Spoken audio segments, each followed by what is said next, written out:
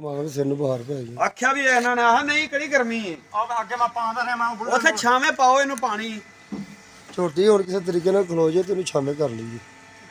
ਆਖਿਆ ਵੀ ਇਹਨਾਂ ਨੂੰ ਸਵੇਰੇ ਚੰਗੀ ਭਲੀ ਖਲੀ ਖਲੋਤੀ ਹੈ ਯਕਦਮ ਹੀ ਡਿੱਗੀ ਇੱਥੇ ਇਹ ਛੱਡੋ ਪਈ ਜਰਾ ਸਾਈਡ ਤੇ ਹੋਣੀ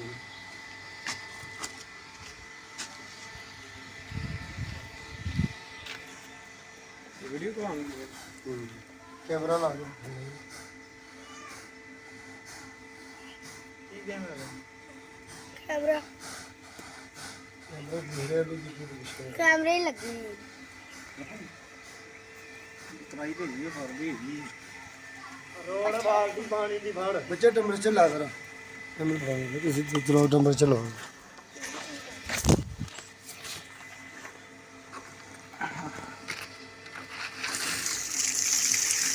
ਬੰਦਾ ਤੁਹਾਨੂੰ ਦੱਸਿਆ ਜੇਗਾ ਵੀ ਤੁਸੀਂ ਮਾਈਆਂ ਮਗਰ ਲੱਗ ਜਾਂਦੇ ਜੀ ਪਤਾ ਤੁਹਾਨੂੰ ਕੋਈ ਨਹੀਂ ਲੱਗਦਾ।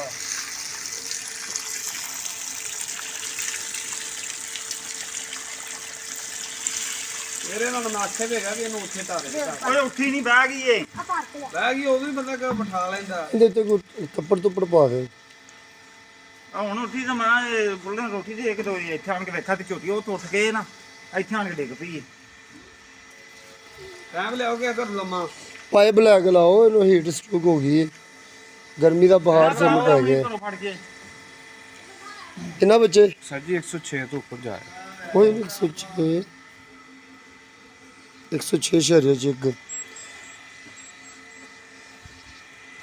ਉਹ ਪੈਨ ਫੜ ਲਿਆ ਉਧਰੋਂ ਅੱਧਾ ਕਿਲੋ ਵੇਸਣ ਅੱਧਾ ਕਿਲੋ ਸ਼ੱਕਰ 2 ਕਿਲੋ ਪਾਣੀ ਦਾ ਬਰਫ਼ ਪਾ ਕੇ ਫਟਾਫਟ ਠੰਡਾ ਕਰਕੇ ਦੇ।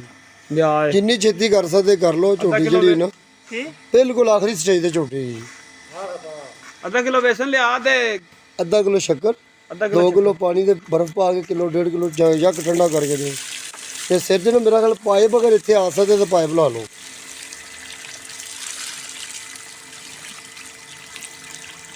ਇਹਨੂੰ ਬੜਾ ਸਮਝਾਇਆ ਵੀ ਛਾਵੇਂ ਛੇਤੀ ਲਿਆ